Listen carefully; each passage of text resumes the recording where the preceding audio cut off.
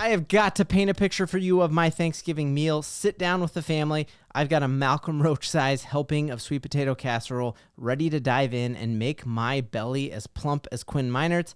I got 2/3 of my plate covered in gravy, the other 1/3, of course, covered in Patrick Surtain. We're about to go around the table and share what we're thankful for. I've prepped my answer, and it's just 3 words: Bo Chapman Nix. Full stop, end of the sentence. When, to my chagrin, I get an Apple Watch alert and not a high heart rate alert because I overdid it in the Turkey Bowl. But even worse than that, an alert that Bo Nix is questionable for Monday Night Football. We're going to break it all down, what the injury is, when it happened, what his status is, that and so much more, and why even if he doesn't play, I think we have a very, very good chance at beating the Browns before we head into the bye week. If you're new to this channel, a very, very happy Thanksgiving. Helps me out a ton, and I'd be extremely thankful if you would like and subscribe. So here's the deal. Very, very concerning here that Bo Chapman Nix popped up on the injury report. This is something that after the game, no one was talking about, and I remember not even really celebrating that last touchdown pass that he threw to Courtland Sutton because there was a shot of him on the sideline getting ace bandaged up. They were paying a lot of attention to him, and there was one shot that I can't even find the replay of where his eyes were like the size of saucers. Like you could tell he was in extreme, extreme pain. And so on that second touchdown pass, Max Crosby kind of hit him. It wasn't dirty. It was just it was a Max Crosby play. Like it was unnecessary. He likes to be a tough guy, even on a losing team. And when he did that, Bo Nix tweaked his back. And it was evident here. If you've ever had low back tweaks, you know like how crazy that is. And it doesn't even have to be like a low back injury, that it's built up over time and something that happens and it's just coming down wrong on it. And you see here, I'm just going to turn this off so I can talk over it.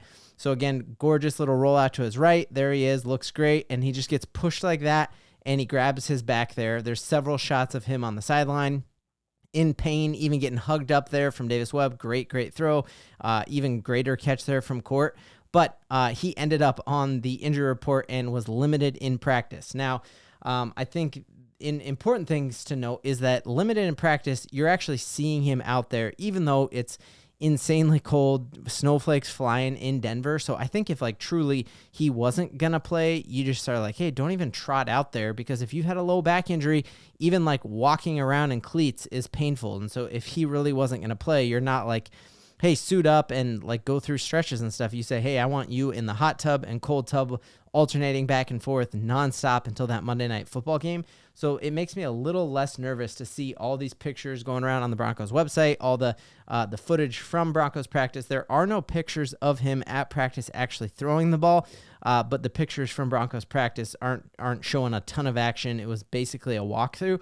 I think the fact that he is even showing up at these cold practices, and it does look like they ended up moving indoors for some of those practices, I think that's a very good sign that Bo Nix does indeed play. Now, I think that there's a reason that we carried 3 quarterbacks on this team, and it is for exactly this reason, that if Bo Nix can't play, Jarrett Stidham is a very serviceable backup quarterback, and all you got to do is look at the Giants or look at the Packers. Like, there are so many teams who are struggling for quarterback, and there was a time when you would have thought Jarrett Stidham was a starter. So Russell Wilson beat the Browns last year. I think for sure Jarrett Stidham and this defense can take care of the Browns. So I think Bo Nix plays, and even if he doesn't, I think this is a great matchup for us. But that's definitely something we are going to monitor. Definitely something that kind of just like, I don't know, spilled my water all over my amazing Thanksgiving feast there. Other questions kind of coming into this game. Like, we're going to find out a lot on this Monday Night Football game. The first thing we're going to find out is how tough Bo Nix is.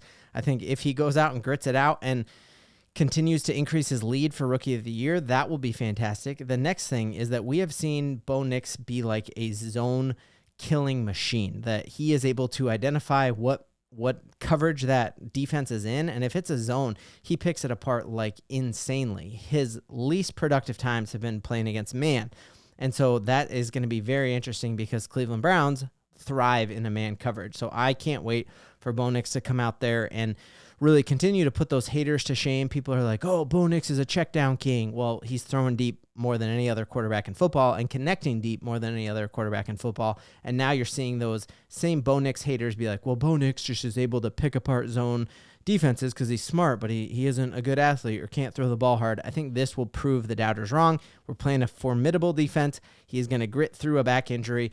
Other nice thing is that this game isn't till Monday night. So unlike, if he had to go in 2 days and be ready for an 11 a.m. start on Sunday, that's a lot tougher than starting at 7 p.m. on a Monday. With those back injuries, loosen that up. It gives it more time to be ready. Next thing we're really going to find out from Bo Nix is how is he going to play in bad weather games? Obviously, playing for a lot of the time in the SEC and playing in the South, then even playing on the West Coast. He hasn't had a ton of experience playing in horrid conditions, and it's concerning to me to think about that Jets game and how poor we played in that Jets game. And so you also have people saying Bo Nix isn't going to be able to thrive in cold weather games because he didn't play well in that rain game. I do not think that's the case.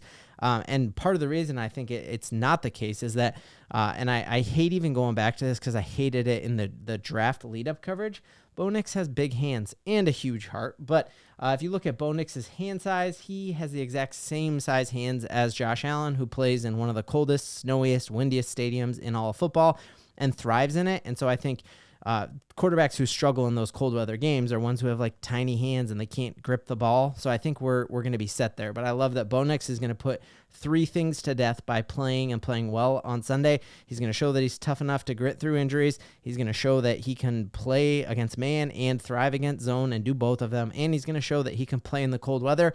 If we look at this playoff picture, whether we go to Kansas City, Baltimore, or to Pittsburgh, all of those, you're going to a frigid place to play in January. And so I'm loving that we get a chance now to see Bo Nix in front of this home crowd. It's going to be a madhouse at Mile High, and I cannot wait to watch. Wish I could be there, but man, Monday Night Football, when we are this far above 500 in the playoffs at home before a bye week, like that, the energy is going to be off the chart, and I cannot wait to see it.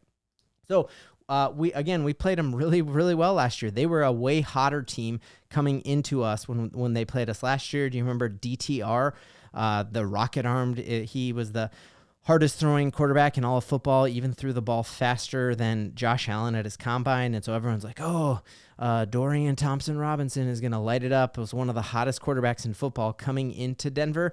And even with Russell Wilson unable to run the Sean Payton scheme that he wanted, we took care of business against the Browns.